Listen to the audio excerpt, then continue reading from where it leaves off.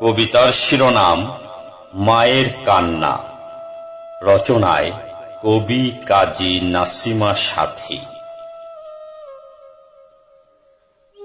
মায়েরা সারা জীবনই কাঁদে, গর্ভে থাকাকালীন সময়ে কাঁদে, সন্তান জন্মদানেও কাঁদে, সন্তান লালন পালনেও কাঁদে, সন্তান খাবার না খেলেও কাঁদে, আবার সন্তানে খাবার না দিলেও কাঁদে। মায়েরা কাঁদে সহসায়, অভাবের সংসারে হায়, নুন আনতে যে পান্তা ফুরোয়। মায়ের চোখে ঘুম নেই নিজ সন্তানের দুশ্চিন্তায়।